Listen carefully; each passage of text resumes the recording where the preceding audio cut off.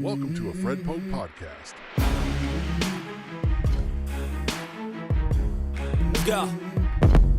Well, today's agenda is going to partially be Epstein, obviously, because Ellie's an Epstein genius here. Oh, there you go. I wouldn't be. I feel like if it wasn't for writing, I'd just probably run away from the whole topic because it can be heavy. Oh, yeah, I know what you mean. You mean we don't want to get sucked into the right wing trap and talk incessantly about Sydney Sweeney? Right. Well, and there's this kind of balanced, right. Yeah, genes. There's this balance of, writing for the purpose of like investigation and uncovering things and helping people or giving people a voice or a platform or whatever and doing it for the right reasons versus it feeling very salacious and very tabloidy and, all these directions that I'm like, what was my original purpose for coming to Substack? It wasn't to feel like a tabloid or to propagate like a salacious story. So as I write and as I kind of look more into it, I'm looking for things either that aren't being written about already, because you see a lot of like the same article over and over and over again, or things I've been doing a lot of kind of rabbit holes lately that haven't really led to anything where I'm like going, okay, can I look at property records here? Can I look at things? Can I find things that haven't been turned over? If we are never going to get these Epstein files, can we find out this information ourselves? Just stuff like that. And then, moving forward again, uh, there's thousands of victims, right? There's people with no idea who are out there, and just, even if it's anonymous, giving them the opportunity to have like a safe space to talk and help in some way. And maybe I'm not helping, but like, that's what's in my head, I guess. No, I think you. No, I think that's the thing of new media, right? Is corporate media has basically abandoned that role of investigation. And we saw this years ago where they started cutting their foreign bureaus. They started cutting back on investigative reporters. And it's really like, they're pretty much just a pundit class. I mean, you do get some exposés from the Washington Post and New York Times here and there, but as Jeff Bezos sort of demonstrated during the election, all he's got to do is put his thumb on the scale, and they don't endorse Kamala, or they kill a story, or they monitor the opinion pages. It's fascinating because one thing you said when you were talking about property record, it made me think of The Wire and Lester Freeman, and when they started to follow the money of the Barksdale organization and they started to investigate.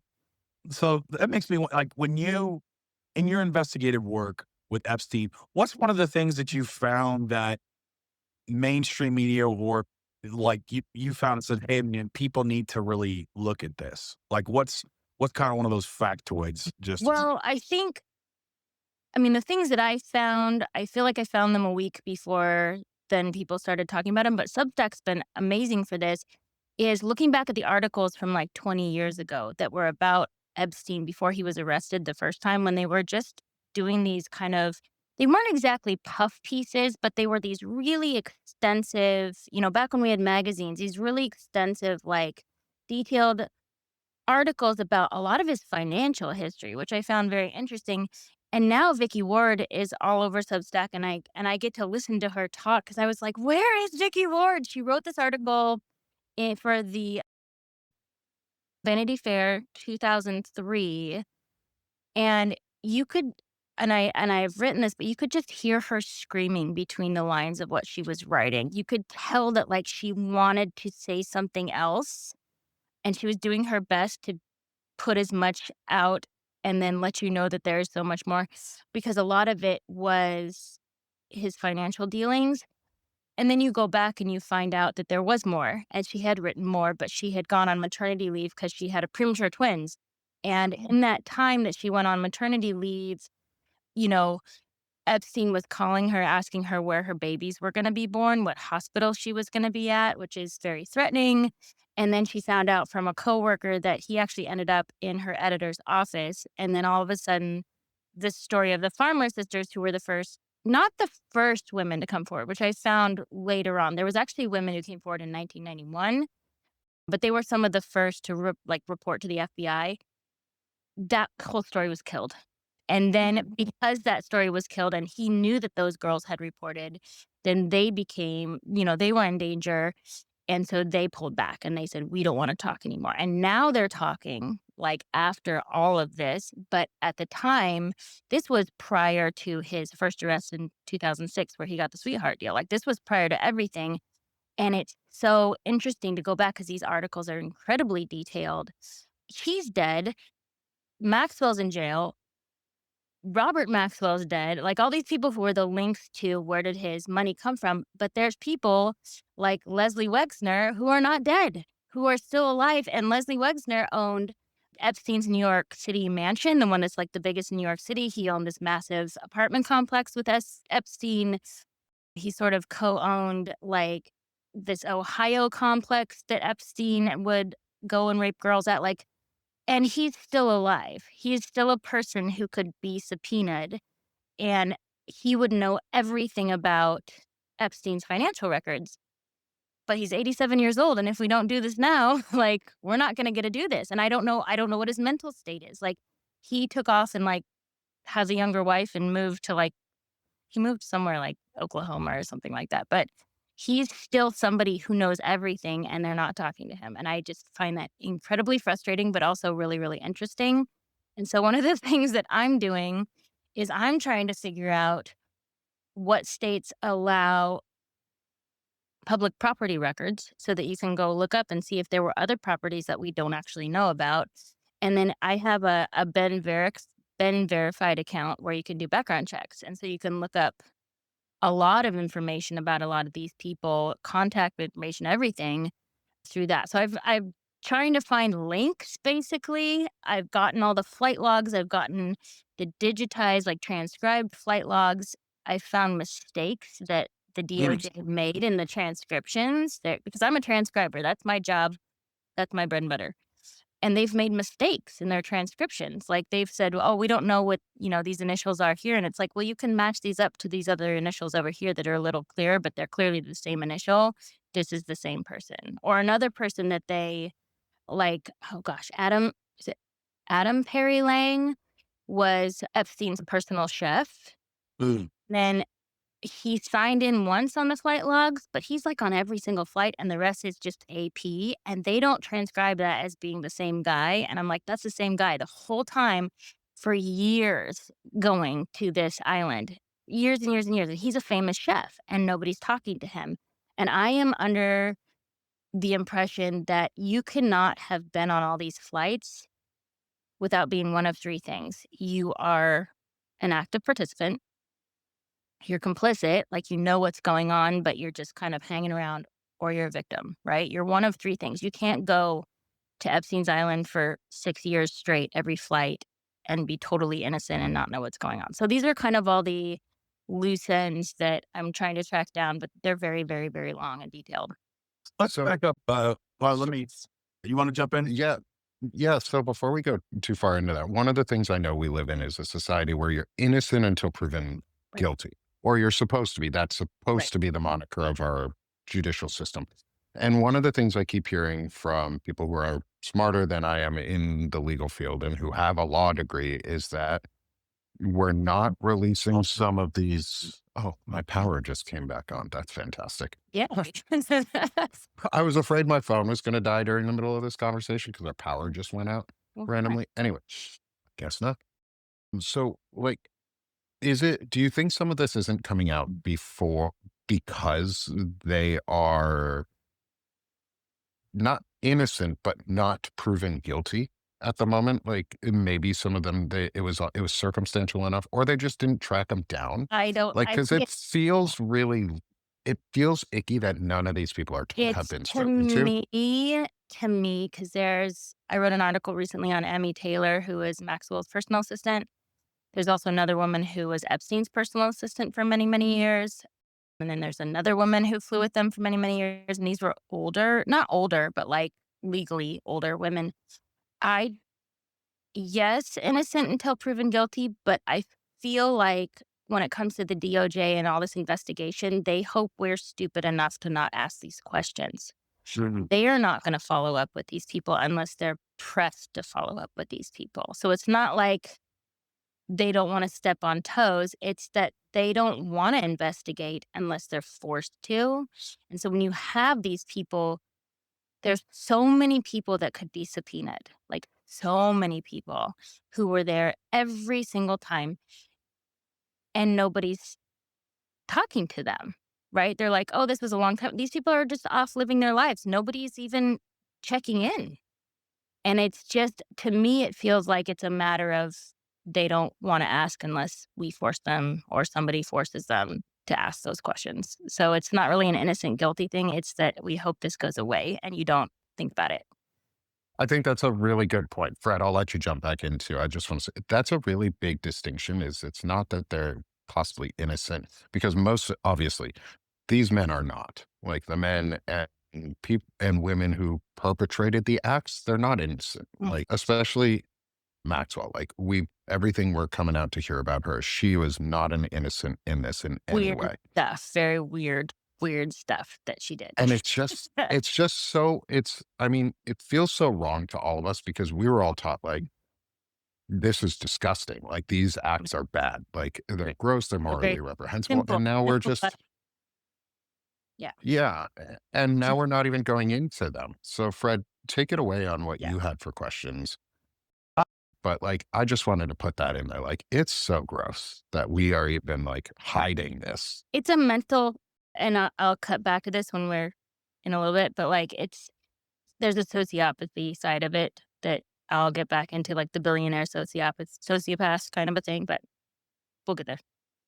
Yeah. So I basically a two-parter like for you, Ellie. Is one, we kind of jumped ahead a little bit. Just tell the folks who you are and how you kind of got into investigating the Epstein files.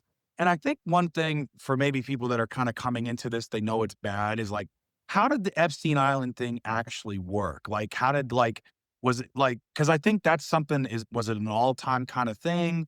Was it a place that hosted parties? Like, how did I know Ghislaine Maxwell was part and Trump and Mar-a-Lago for getting girls was Mhm. part of it. So so tell the folks like who you are, how you got interested, and then how did this kind of thing work with Epstein? Like how did it function? Okay. And So I'm a writer. I don't know how else to describe it. I write things down. I like words. I like to read. I like to write.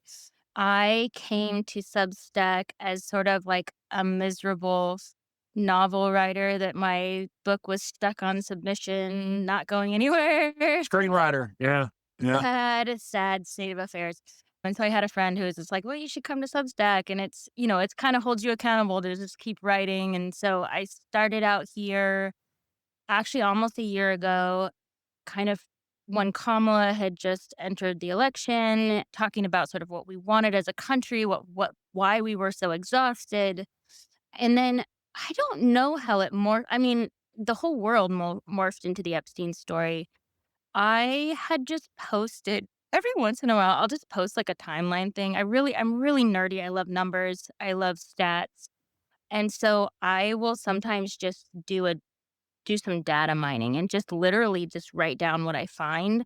And so Mhm. I had just gone through all the history of all the articles, which is how I found the Vicky Ward article, but like gone through the history of finding every time there was discussion of Trump with Epstein and just dating it, timing it, writing it down.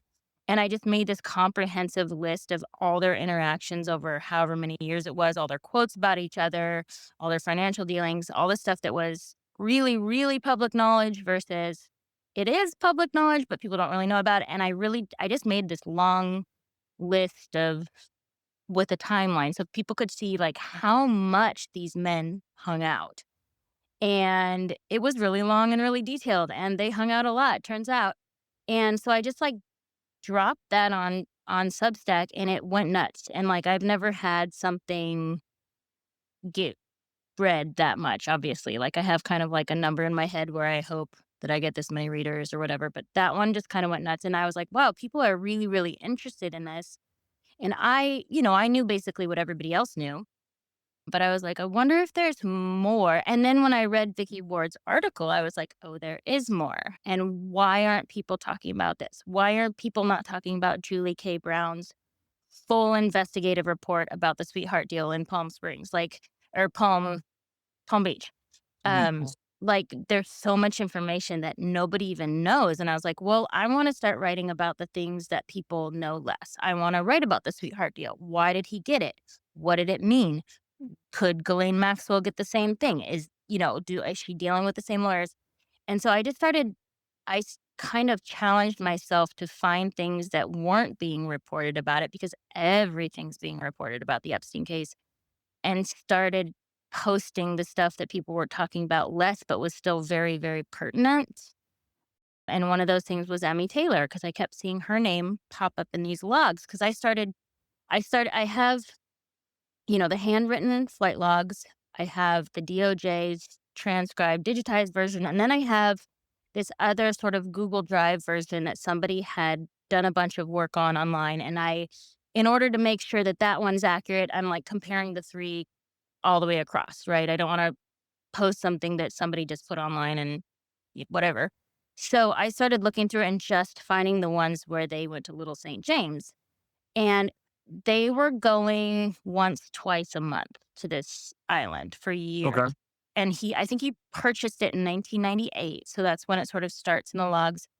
And there are things missing. I will say there are things missing from the flight logs. And they can say that they fully released them. I don't believe that. There is a lot of dropping people off, but never picking them up kind of a thing.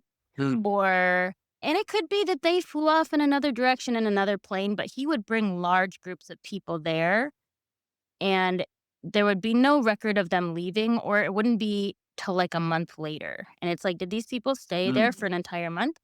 And then if you get towards the end of the flight logs, and if you pull them up, you'll see this, they just stop listing passengers altogether and just do question marks all the way down.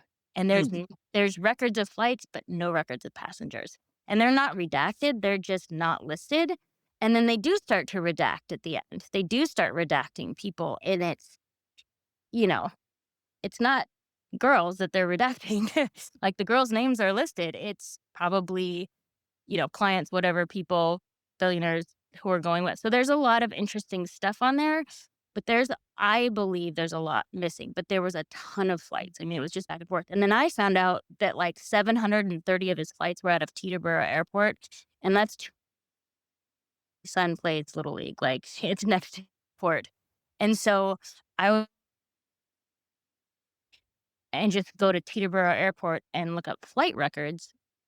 And you can, but per plane, like per flight code on the tail, it's $2,000 to look up flight records. Oh, wow. So you got to get Wow. the ship to get the ship Yeah, ID. so I was like, no, we're not going to do that right now. So, but that's how I found the Google Drive one, was somebody else had done a bunch of that already. And so, but I had to make sure that it lined up, because I can't just use somebody's Google Doc and assume that it's accurate. So, It's interesting. I used to work in aviation. I worked for a major airline, worked at several hubs. And the differences between because most people are familiar with going through TSA, flying commercial, and all the things you have to do for that. I worked when I started, it was at Tri-Cities. It was in East Tennessee. And so it would become a busier airport simply because of like the Bristol race and everything else. And my interactions in dealing with the private side of aviation, right? Not the commercial side of it, but it's night and day in terms of like record keeping and lax regulations and minimal oversight. I mean, in a lot of ways, it really is just like you can drive your car right onto the tarmac, get out and board. Nobody checks you, none of that. And and the FAA is not stringent at all at checking those records. Whereas on the commercial side, you absolutely have to be like, you wouldn't have a manifest with a bunch of question marks. Like that Right. just wouldn't happen. But on the private side, oh yeah, you can have that. Like it's because they might check once every 5 years, and they're just going to see if like, oh, do you have a flight manifest for this aircraft when it took off on this flight plan? Yes. That's it. it's like, oh, question mark. It's like, yeah, whatever. They're not gonna. Yeah. Just Well, and if you look at, there's actually an article somewhere, but you look at how many passports Jeffrey Epstein had and how often he reapplied for passports because he's like, I can't find mine. He's like, I'm just gonna go. I can't find it, and he would get to go fly places without his passport. Like they didn't really care because he was no, flying in and out of private airports. yeah, and It's one of go those ahead. things where you let people regulate themselves and they do shitty things. Whereas if we like, we obviously stopped seeing fluids go into planes when we put TSA in place. On military bases, I'll tie it into sex trafficking in a different way. On military bases, when they instituted the policy of checking trunks on your vehicles after dark, the rate of children being trafficked onto bases dropped almost to zero because Wow. there was an enforcement mechanism that said, stop, you're going to get found out because somebody did, because a couple people did get found out. And they had literal children, like 16-year-olds who were sergeant majors or colonels or people you would think have a moral sense of what's right and wrong, bringing these kids on base to do who knows what with. Well, you started checking trunks and people stopped doing it. Maybe it's time we put some policies in place because, like you said, the FAA is really lax on these folks. Maybe if we actually put a couple policies in place that said you have to record actual flight logs and it's not you checking, it's Hmm. somebody else coming in and writing it down from the FAA basically, and then just going, yep, you're good. These people match. Even a little bit goes a long way. Well, Right. and this kind of goes back to what I was saying with the like the psychopathy of a billionaire or sociopathy, however you want to look at it. Like with Donald Trump, the reason he will, if he gave us any information, is because he has a clear consequence that hurts him, like financially or in popularity, right? Popularity is it's money to him. It's what he wants the most. There's not a sense. So as I'm doing all these reports and as I'm like diving deep into the brain of Jeffrey Epstein and Leslie Wexner and Elon Musk and Donald Trump and these multi billionaires that to the point we are never supposed to be as human beings. You get it. I don't know if it's a learned sociopathy or if it's a type of sociopathy that you're just more likely to become a billionaire type of person. There's no sense of empathy of right and wrong, right? There's no like, Donald Trump is not saying, oh, I should stop molesting girls and women because it's wrong. He's saying, oh, I'm going to lose A, B, C, and D of this stuff that I want if they know that I did this. There's no sense in that world that having sex with a child is wrong. There's none. And there's no empathy towards it. I mean, you take a person like Ghislaine Maxwell, she's not remorseful for what she's done. She just doesn't like the consequences, right? It's all a consequence game. People don't want the consequences. They have no sense of the act actually being wrong. And you see this same pattern. It's like a human being cloned through all these people. Everything that I studied up on Epstein, I was like, man, this guy is a clone of Donald Trump. And you can't tell who was becoming who. Was Epstein trying to become Trump or was Trump trying to become Epstein? Their friendship wasn't a friendship. It was just a like hanging out with the same person and trying to one up each other all the time. And they had nobody else to hang out with because no one was their actual friends. You see the same person in Elon Musk. Like it's just a bunch of people who don't know how to relate, don't know how to have actual relationships with people. They have to buy relationships with people. And I don't know if this is something that they were turned into, right? Based on money and power, and you get past a certain point and you stop being human after a while. Or it's just that that's where they started from day one, which Jeffrey Epstein didn't. His parents were like civil public workers. Like his mom was a school aide and his dad worked for like the parks department. I don't know how he became who he became other than he's kind of like a catch me if you can type of guy. Like he cosplays what he wants and people believe him and they give him what he wants. So like if you think of Harvard and that whole thing where he had an office at Harvard for 12 years, I interviewed a student from Harvard who was there while Epstein was there, and he said, you had all these professors who they gleaned onto him because they wanted to be like him. Like they were wealthy, they were super smart, but like that didn't lead to them having a lot of girlfriends, right? Like they were Right. really good at like, like bioengineering, but they weren't like dating a lot. And so they saw this guy who entered their life who was like, you can also date. You could have a girlfriend, and they were just like, wow, like I'm going to hang out with this guy.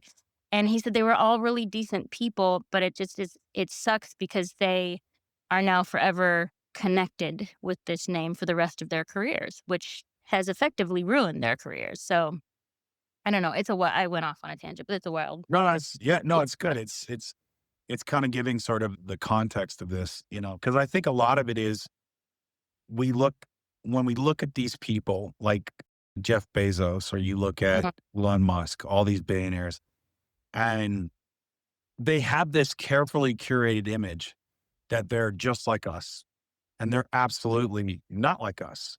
They will do things that, like you look at Mark Zuckerberg now with his bro phase of, MMA, and His he's curly fro that he's yeah, and he looks like a guy who's just trying real way too hard Way too hard. to try to fit in with the pores, because again, Yeah. and to your point, you have to ask why. Why are they doing this? Right?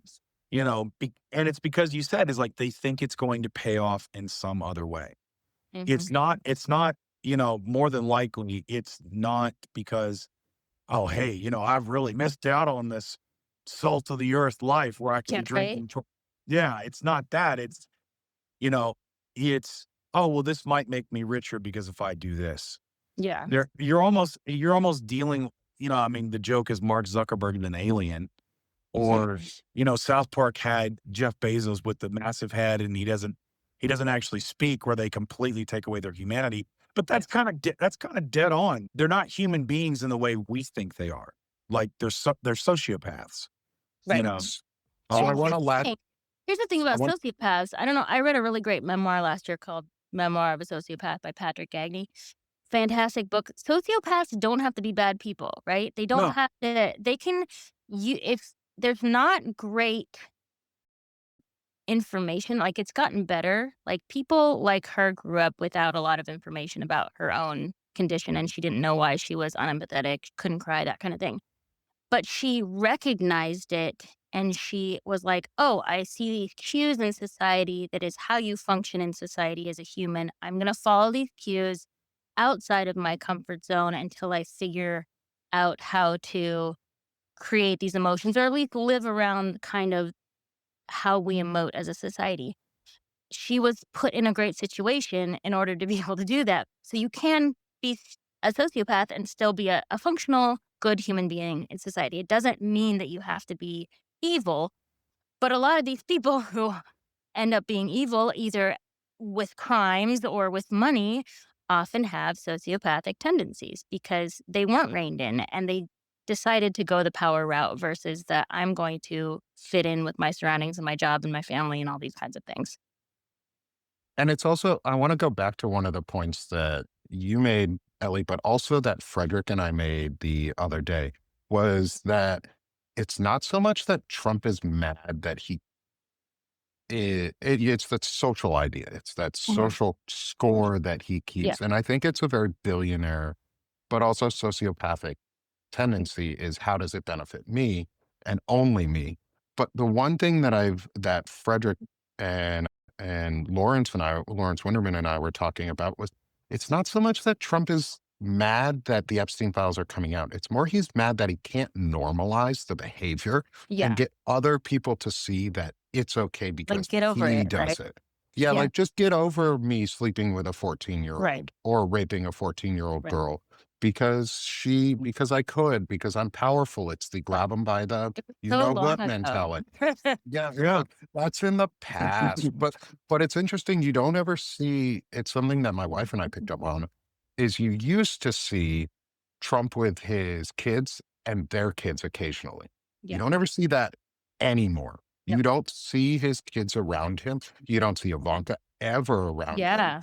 You and don't. you don't ever see the kids bring their kids around. And I think that's a really important point because they've now distanced themselves from him in a way they've never done publicly before. Yeah. And I think that pisses him off the most because he's no longer the central figure in his family. So he's Yeah. asking, why? Golden mean you may have asked it in a different way for what that question was, but why am I all alone? Because nobody accepts that pedophilia is okay or that it's because he doesn't think of it that way. He thinks of it No, it as isn't. normal. Pedophilia is not, and I'm sure it's cyclical. Like when you grow up in an environment that is purely based on money, which he did, he's never not lived that life. I'm sure there were things when he was a childhood, and that doesn't excuse away anything. But like when you're not raised by parents who tuck you into bed at night and read you stories, like you stop being human, you stop having morals, you stop having the ability, and unless you have good people in your life, which that is a question I have. And another loose end is where are all the nannies that have been part of the Trump family over the years? I really want Exactly. to talk to all of them from like his childhood through his children's childhood. Like I want to know what they have to say, but I'm sure they're all very locked into NDAs, but they would be an interesting conversation. I want to know about too, like all the butlers and all the Yeah. chefs and cooks. Like you said, there are normal people who just happen to be in these situations that are like just auxiliary part of it. And that's where I get where wrapping this back earlier into the piece is why we aren't releasing every name involved from the Epstein files. Because some of these people are innocent. Like the cook Yeah. who just happened to work at, say, Trump Tower while these things were happening, or in Atlanta at one of the failed casinos where these things probably happened, because they detoured Yeah. there. A lot of places. Yeah. Like they may not have known these things were happening, but they could have Right. seen who was happening with But and here's the who they deal, were. like with the whole redacting Trump's name out of all the files, which is I think what they've spent most of their time doing lately, like you don't need to redact anything if they're not doing anything, right? Mhm. If you release all these files and all these people were there, but clearly in all the files it just says they were there cooking and working and they're not, then they're not doing anything. Just Yeah, show us that. You just yeah, show us and then it's clear. And then we're gonna stop saying like if somebody's in there and there's suspicion that they did something wrong and they release the entire file and it shows that they didn't, they've just cleared their name. Right? If Trump mm, didn't do anything, he can clear his name. But he doesn't want to, which makes us way more suspicious. So it's like the idea of redacting people who weren't victims but are innocent of the crime is suspicious, right? That is yeah. not going to end this conversation. That's not No, gonna it's make us just go, going to "Ah." blow it up. I, It's I, Right. And Allison Gill was talking about it last night with Katie Fang too. I was watching yeah. Katie Fang's reporting on it. Was they were talking about the fact that Allison Gill and her team are working to sue to get the training videos for the FBI agents that were teaching them on what to do properly to either redact or identify Trump's name or how to protect PII. And I found that one really, really interesting and really cool because it's an alternate way to get the information and confirmation that what they're doing is actually happening without actually having to ask or say, hey, Trump redacted his name. Well, admitting that you created those videos so thousands of FBI agents could redact his name is admission that you redacted his name. And for us, that's less important. Like we know he's in the files. We believe the women who have said, and all the countless people who've talked about it. It's like you said, it's about the other pieces of information and where that connects. Who financed this? How did it get so big? And why is it still here after however many fucking years? And why has nobody been prosecuted? And why did that sweetheart deal even happen in the first place? Because that should have never happened. Right. And if anybody doesn't know what that is, and you don't have to read my stuff, but I did write an article called The Art of the Sweetheart Deal that goes through the entire first round of arrests and court cases with Epstein, and it is so interesting to me. I'll simplify it. So he gets arrested Drop for it a the link in the chat. Oh, thank you. Appreciate it. So he gets arrested the first time for all the same stuff, right? Fewer people back then because of time. He gets taken to court. They go through all the proceedings. Somebody talks to somebody, and the prosecutor, who was Alex Acosta, who then went on to work for Donald Trump later on, gets him this deal that's 13 months in county lockup, not prison, county lockup. His cell remains unlocked 24 hours a day. He's given an office in the jail to go work in, and he can wander in and out. It's actually the attorney's room, so he gets to go work in the attorney's room.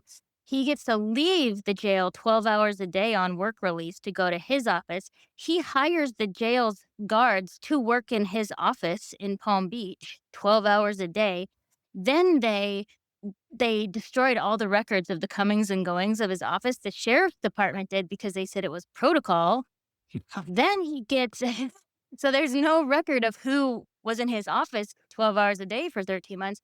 Then he gets, he serves his time and he goes on house arrest. Well, guess what? He has houses all over the world. He's allowed to go to all of them. They tell him he can go on these lavish shopping trips in Palm Beach for exercise. And he's a sex offender, yet he has none. He's a level 3 sex offender, which is the highest level. And he has none of the downsides of being a sex offender for any part of his life, his work, his relationship near schools, nothing. He was supposed to check in every 90 days with his parole officer in New York City, never checked in once. They never followed up, not a single time. All of that is super suspicious. Right? There's something off there. It's interesting because, again, like going back to that Wire references, it's, you follow drug addicts, you follow drugs, you get drug addicts and drug dealers. But when you start to follow the money, you don't know where it's going to take you. Yeah. And I think that's probably why there's this hesitancy to go a full-on investigation, right? Because what you're talking about really is a criminal enterprise. Yeah. This is more in line with a RICO case. But instead of say mafioso or MS-13 gang members with tattoos and drug money and guns and murder, what you're looking at is Jeffrey Epstein and Harvard professors and businessmen and billionaires and young girls. And it's, again, with the way our society and this country treats women, especially young women, as more dehumanized and commodities,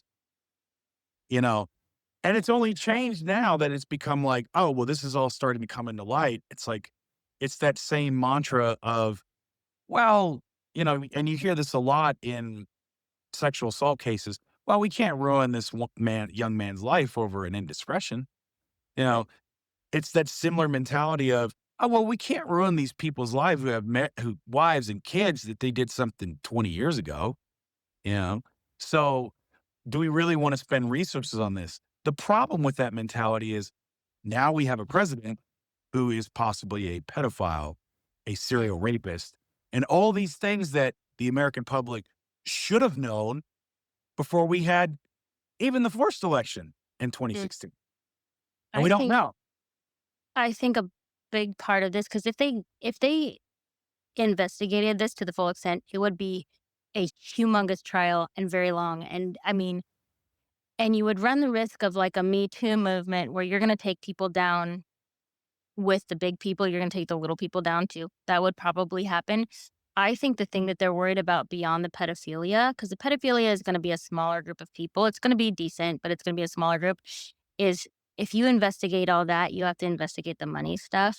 And you could take down New York City if you investigated the entirety of the money laundering that was involved in all this. You're going to take down all of probably the biggest benefactors to some of the biggest industries in the world. And I don't think I think that's really what's holding them back right now, honestly. I agree with you because again, you don't know where it's going to take you. And if you follow the money, it's going to take you to a lot of entities. It's going to take you allegedly, potentially, possibly to Yeah. Goldman Sachs, Yeah. Oh, to yeah. a lot of these high profile banks that and the thing about it is this wouldn't exist without them. Right. Yeah. Yeah. Not at the scale we're talking about. Right. You know, And and this gives us maybe the chance to actually do that. Like we're at a really interesting inflection point in US history now anyway. Like we've brought ourselves to the brink of destroying our democracy. Like we haven't destroyed it yet. We're still going to vote. Like it's not gone, but like we brought ourselves to possibly the brink of destroying democracy to protect pedophilia and businesses. Like Right. we've done it to protect business interests and I guess financial interests for the United States. Maybe it's worth having those industries get hit because we've seen everybody else sometimes get hit and there's never any recourse. Like there's the whole point of like our judicial system is supposed to be punitive so that when somebody punishes or something happens, you punish somebody so that nobody else does that crime. Or it's supposed to discourage people from doing that crime. Well, we're not discouraging any of it. We're not discouraging money laundering. We're not discouraging corruption. We're not discouraging moral failings. Like we're doing some really shitty stuff just to protect these people. And maybe it's okay that we blow them up, like blow it up. It's not bad to clear away bad things. Like, I think they're scared because it's gonna clear away so much, right? It's gonna mhm. clear away all the money, it's gonna clear away all the shady election stuff, like, all of that is linked together from this one little teeny tiny bomb that is now getting bigger and bigger and bigger. The repercussions from this, the butterfly wings, if you will, are very big, and they And affect every angle. I think that's great. I think we should because we need to be as anti-corruption right now as possible too. yeah. Is if you're corrupt in this system, you need to go. Like that is how come we're where we're at in democracies. We've allowed corruption to sink in, and then we've been like, "Ooh, well, maybe we don't want to talk about it because ooh, it could hurt this guy's feelings." Oh, Yeah, well, it ruined these girls' lives. It ruined these people's lives. So yeah, punitive. yeah. Make it punitive, like, do something so that they don't do this shit again. Okay. Ellie, I know you had to drop a Yeah, little early I today for do, your I do, I to apologize. so no, totally fine. I wanna give you the chance to plug yourself before you go. This has been an incredible conversation so far. Thank you I would so much, and I love to hope to come have back you if you again. ever wanna chat again. This has been Oh, fun. So much more to talk. absolutely. Absolutely. You'll hear from me again. This is definitely something I'd love to keep talking Yeah. about because it Okay, has to stay in the news. okay. So, Ellie, give yourself a plug and let everybody here know where they can find you and how we can keep going. Sure. So I am listed on Substack as the Panicked Unpaid Writer or just Ellie Leonard. I may have to change my brand at some point because you guys are all very, very cool about that. I also am on ellieleonard.com. And then if you want to find me on social media, I'm under Red Pencil Script everywhere because that is my business. I'm a transcriber for documentaries and newspapers and like the New York Times. And like I get to hear all the quiet stuff, which is why I'm very interested in all this. I think that Michael Wolff's audio tapes are probably my holy grail at this point, and I really want him to call me. But yeah, you can. I've been writing about. I've been trying to put victims front and center so that this is their platform and not the abuser's platform. I'm trying to find details that aren't being written about, and I try to go to the source. So like yesterday I went down in New York, I went to Epstein's house, I went to his apartment complex, and I just like tried to soak it in and be like, what am I missing? What am I looking for? And just what can I write about that's not center stage right now that we're forgetting? And that's just been my mission. So yeah, and also I keep all my articles free just because I'm a writer. I like it when people read. So that's pretty much it. Well, fantastic. Thank you, Ellie. I really Yeah. appreciate it. Meet you Please guys. go yeah, great to meet you. We'll let you drop so that you can go take care of what you need to for the Yeah. day. Talk. Have fun. Yeah. All I right. All right, talk I to you later. coached a little. Thanks, Thank- Ellie. Talk to you later, Bye, Alec. guys. Bye-bye. And so, y'all, this was great so far. I don't want to drop yet. We've still got 15 more minutes till the top of the hour. Sure. I think one of the things that I really wanted to close out with now that we've had the chance to talk to Ellie about all this is reminding and remembering the importance of what is going on and how and the work that she's doing. Like she's doing it not because the information on the perpetrator side, she's doing it to help him bring justice and final closure for the victims because Yeah. that's something that we haven't like people don't really talk about is there isn't any closure for the victims when we keep hiding this and when we keep kicking it down the road and then letting the perpetrators get away with it and get to dictate or drive the narrative. The Mhm. victims are getting hurt every single day by what's going on. And the best way to close this out is finally get to the heart of it and listen to their stories and dig deeper and start asking some questions because maybe we should ruin people's lives who did perpetrate shitty acts and stop caring about what they feel and care about what the victims feel. Well, it's more than it's more than just caring about their feelings. I mean, it even with these victims who've been hurt, it leads to the creation of more victims down the road. Because when you reach a place where, oh well, there's going to be too much disruption if we uncover this or if we tackle this, so we're going to tolerate this much.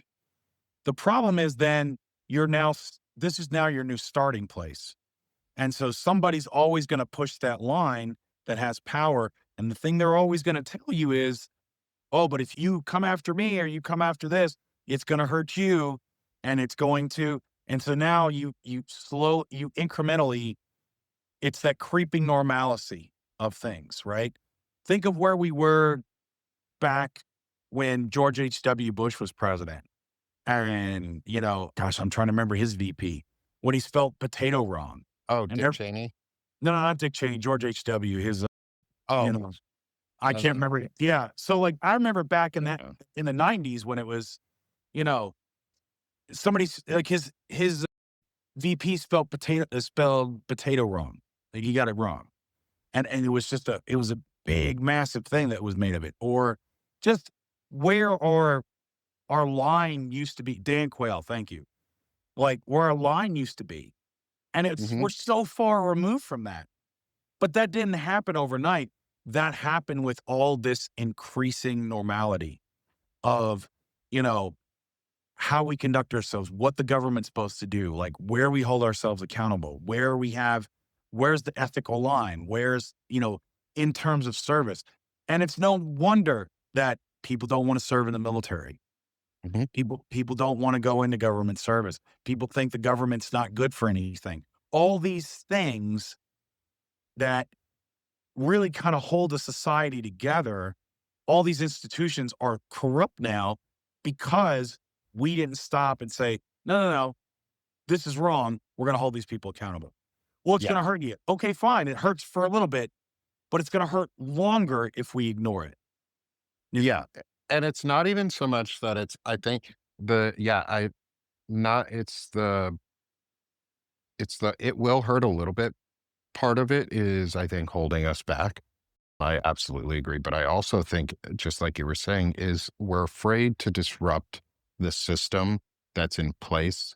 Yet the whole point of the system is to be disrupted if it's doing wrong and if Mhm. it's getting out of hand. And like you said, it's the Overton window, or it's just that stepping stool towards creeping fascism or creeping moral decay.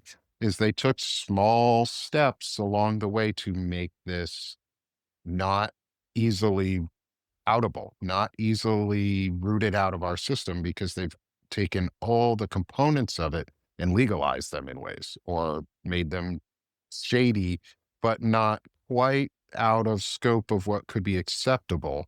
And like Ellie said, it's going to disrupt the system. Like if we take this down, it disrupts the whole system, and it has the chance of disrupting and say the entirety of New York or New York City. But it has really what it has the chance to disrupt is Washington D.C. more than anything, And I think that's really where the disruption needs to happen because that's where all the corruption is coming from right now. And the idea that the government sucks and is bad is a purposeful thing. They made it shitty and bad and all of these things by this creeping corruption. So we have to stand by the fact that anti corruption is going to be a painful step. Yeah. The first step is going to be clear the corrupt shitheads who are all around it. And that's going to be the hardest step that we take. But once we clear that rubble, we actually have a foundation to build on that's still there and solid. But it's something that doesn't have to be built on lies and disgust. Like, Yeah. that's what we're trying to break. Isn't our system, it's the system that was placed on top of it to not hold those accountable in power or with money. And that's really where it comes back down to is it's all about money and power. And it's about asking us like where we go forward, right? It's not about a return to normalcy. It's not trying to go backwards and say, hey, like we'll get back to this golden era because we didn't have it. Because had we had it, we would have held these people accountable. Had we held George W. Bush for the lies about WMDs in Iraq, like we're talking a different story. Had we held Alberto Gonzalez, who was the AG, who was corrupt under George W. Bush, we might be in a different place with the DOJ. Had we, said no to Fox News and all their propaganda, and maybe we don't have Trump. And that's the thing is, we can't go back and relitigate the past. But what we can do is from this moment forward, say, how do we function in society? How do we as democratic citizens move forward? What do we demand and what's important to us? Right. Mhm. And it's going to take people like Ellie Leonard. It's going to take people like you, like me, like everybody who's listening to this to demand action because you're going to get placated with, well, we got a little bit, we got a little bit over here. We got a few people, but we don't want to rock the boat. We don't want to disrupt everything. We're just, well, we'll get your eggs back down. We'll get you get your beef back down, and then everything will be okay. Right. We're cool. No, we're not cool, No. because if we don't demand meaningful structural change, this will happen again and it will keep happening, and you'll create new victims and there will Yep. be new pain, you know? And it's something we have to demand out of our democratic officials is Yes. that they are staunchly anti-corruption this has to be a line that is uncrossable. Like there have to be red lines that that we set down as a society and as a voting bloc that say no, if you are not anti-corruption you're gone, and if you participate in the corruption you're gone, and if you're hiding the corruption you're gone. Like, Mhm. it's okay to have that sort of purity test because there's purity tests all over the place in politics and there's purity tests all over the place in the world. It's how we function as society because it's how we tribalize ourselves and put ourselves into groups is we create tests for ourselves and we say, oh, do you fit this test or do you fail it? If you fit the test, you're in. If you fail, you're out. Yep. Typically, we need to start having more gray area in the middle where we accept people in, but that gray area does not go outside of the lines of you're in or out at some point. Like you have to stop those lines and we have to make sure that our elected officials are the ones and or public servants because I think we need to stop calling them elected officials and just call them what they are is we need to start electing public servants who actually serve the public Mhm. and do something that's useful. And it's not buying into the narrative that, oh, we can't do anything about it right now. No, bullshit. We can do things about all of these things right now. We have the money, we have the power, we have the voting blocks. If people just got out and demanded change and demanded accountability, because it's not going to trickle down. It's not trickle down economics. We figured out what that is too. That's just the rich pissing on us and calling it gold. So Yeah. stop having politicians tell us we'll make changes and pissing on us, calling it gold. Instead, be the voice that forces them to do it. And when they don't, kick them to the curb. Like Brian Tyler Cohen says, they're vehicles to our change and our needs as society. So stop idolizing them and make them do their jobs. Right. And the other thing too is like when we're talking about the gray area, at a certain point, that gray turns into black, Hmm. right? And so so it's fine to say there are no-go lines or this is because that gray area turns to black at a certain point, right? And if you step across it, you're wrong. And that's what we need to do more of. It's like, well, no. It's wrong. Hmm. And as Democrats, we can call that out. Yeah, it's fine to provide context. It's fine to provide nuance, but at a certain point, it's a ball or a strike. Yep. That's it. Yep. And it might be right on the line, but you got to make that call. You Yeah. know. So someone has to do it. Someone Yep. has to say, this is the line we will not cross. And it's what it is we need to get our politicians who are unwilling to say that out of the way and start listening to people who are saying that and who are saying that there are red lines and who are attacking back and going on the offense to defend the morally right and the ethically right and the servicely right and the civically right ideas that service is serving. And that service is about ensuring the betterment of everyone around them and not just yourself. Because being a politician doesn't have to be inherently selfish, because that's what it's turned into. People associate being a politician with being selfish because you want power, you want control, you want to dictate, but it's not. Politicians don't have to be inherently selfish because they're there for public service. You can look at it with people like Jasmine Crockett, with AOC, with some of the smaller names in terms of Democratic voices who are actually there serving and doing a public service. Yes, they might benefit from it some way. Yes, you're probably a little selfish to go into politics, but they're serving their constituents and they're serving the public and they're serving the greater. And we need to Yeah. get politicians back in who serve because it's service. Government is a service. People who go into government serve the people. Like, let's There's start using it. there's degrees to stuff, right? Mhm. So it's you go in the military. For some folks, it's economic means, right? It's to get out of their small town. There's no, and they're trying to provide money for their family. But there's also a service component into it. And that may be before you join up, or maybe you kind of get some of that after you join up, right? But that doesn't mean that you can, just abuse your troopers or your Marines or whatever as far as you want to go. There's a give and take to this stuff. And the thing is, somebody asked, like, oh, well, do a lot of voters only watch advertising? Yeah, they do. A lot of it is propagandized.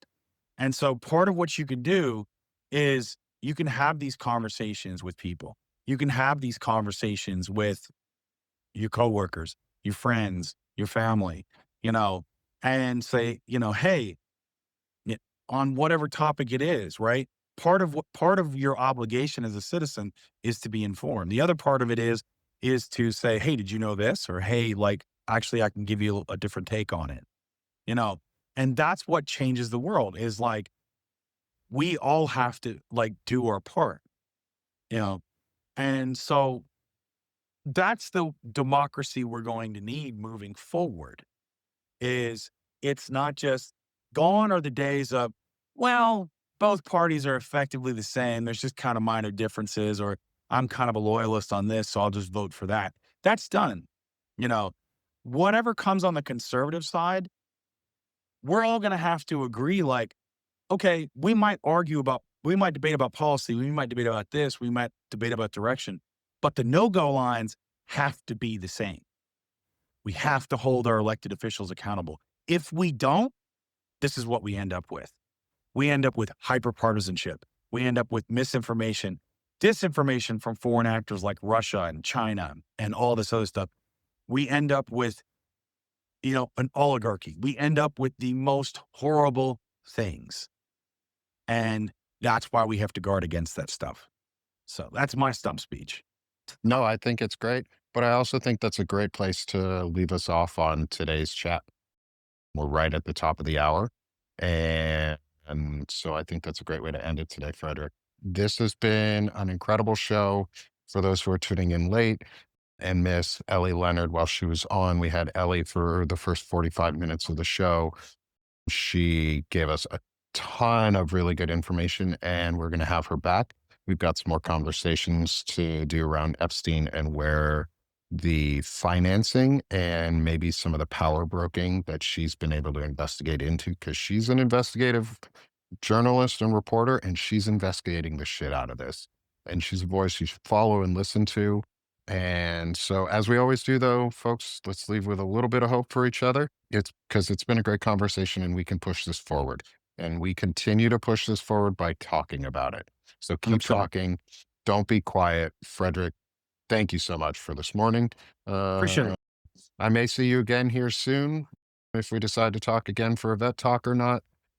We don't have a guest today, but we may just jump on to talk about stuff for the heck of it. So we'll let you all know. And as always, everybody, please subscribe to both of us, and let's stop being sick of this shit and let's start doing this shit. Please like and subscribe. It definitely helps me out. And if you want to see my face again, well, you kind of have to do it. Keep the faith, defend democracy, and I'll see you later.